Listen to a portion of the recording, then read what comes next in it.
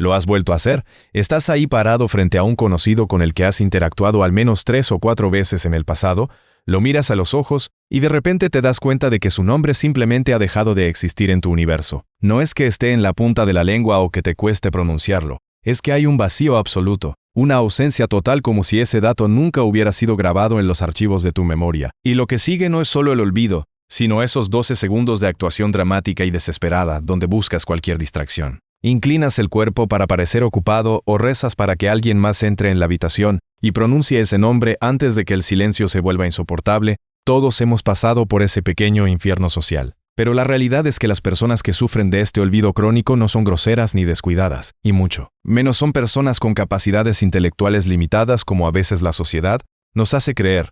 Lo que sucede es un proceso biológico y psicológico fascinante, que ocurre en lo más profundo del cerebro. Y una vez que logres descifrar este mecanismo, dejarás de sentirte culpable por ese vacío mental cada vez que te presentan a alguien nuevo. Cuando conoces a un desconocido, tu cerebro entra en un estado de hiperactividad absoluta. Está procesando la estructura facial de la otra persona, analizando su tono de voz, descifrando el contexto del encuentro y calculando tu posición social respecto a ella. Mientras tanto, te preguntas si le caes bien o si tú mismo te sientes cómodo en esa situación. Tu memoria de trabajo que reside en la corteza prefrontal es como un malabarista tratando de mantener 6 pelotas en el aire al mismo tiempo. Y justo en medio de ese caos cognitivo, la otra persona te lanza un sonido arbitrario y aislado.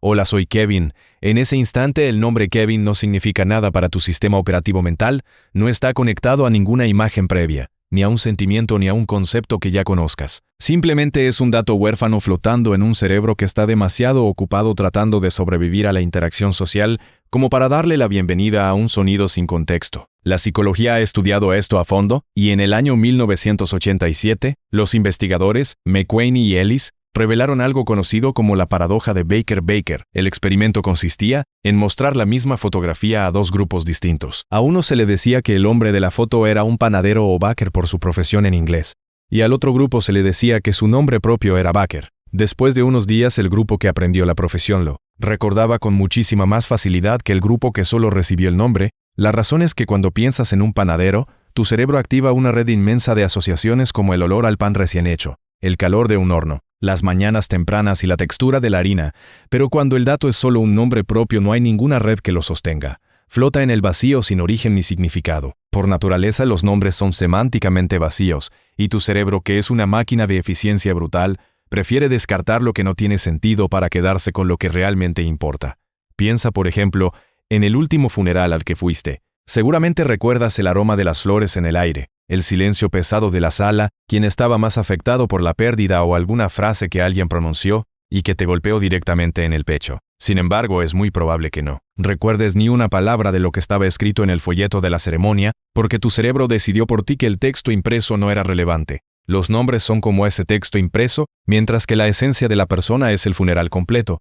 Además, hay un factor más personal que muchos evitan admitir, y es que gran parte de quienes olvidan nombres son personas que viven atrapadas en sus propios pensamientos durante las interacciones sociales. No lo hacen por arrogancia, sino por una ansiedad silenciosa que los obliga a narrar internamente todo lo que sucede. Se preguntan si están mirando demasiado a los ojos, si el apretón de manos fue muy fuerte, o si interrumpieron a la otra persona. Y mientras este monólogo interno fluye, el nombre entra por un oído y es inmediatamente barrido por la marea de la autocrítica. Esto se conoce técnicamente como el efecto del siguiente en la fila. Un fenómeno documentado en 1973 por Malcolm Brenner, donde se descubrió que las personas que esperan su turno para hablar en un grupo tienen una memoria drásticamente reducida sobre lo que dijo la persona justo antes que ellas.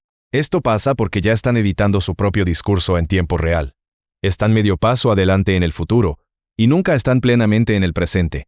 Si te sientes identificado con esto, debes saber que no tienes un problema de memoria, sino un problema de preocupación. Por otro lado, también debemos considerar a quienes están del otro lado de la moneda. Aquellos cuyos nombres son olvidados constantemente. Para ellos, el impacto emocional es real, porque el cerebro no siempre es racional y lo que interpreta es un mensaje doloroso, que dice no me importas lo suficiente.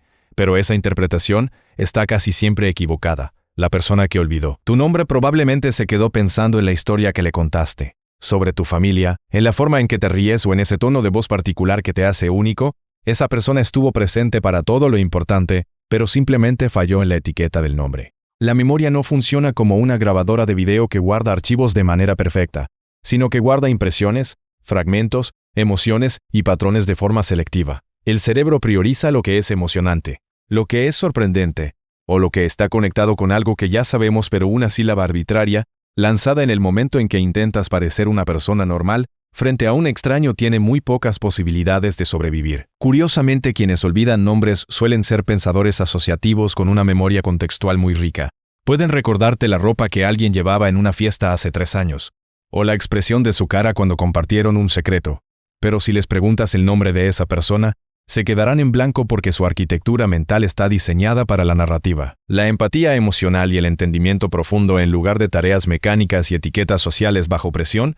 Esto no significa que no debas intentar mejorar usando trucos como repetir el nombre apenas lo escuchas o asociarlo a una imagen visual, ya que así construyes manualmente el puente que tu cerebro no quiere fabricar de forma automática. Pero lo más importante es romper el círculo de la vergüenza y dejar de creer que olvidar un nombre te convierte en alguien frío o sin interés por los demás. No eres una persona disminuida ni ausente. Simplemente eres alguien cuyo cerebro tiene prioridades distintas y que a veces falla en recordar el dato menos interesante de un ser humano, que es ese sonido aleatorio que le pusieron sus padres antes de que esa persona hiciera algo que realmente valiera la pena recordar. El nombre siempre fue lo de menos porque la textura real de quiénes son los demás, esa esencia que sí logras capturar, ha estado ahí todo el tiempo. Y es lo que verdaderamente importa. Si disfrutas de este tipo de análisis sobre el comportamiento humano, considera suscribirte y activar la campana de notificaciones para que no te pierdas ninguno de los próximos videos, donde seguiremos explorando los misterios de tu mente.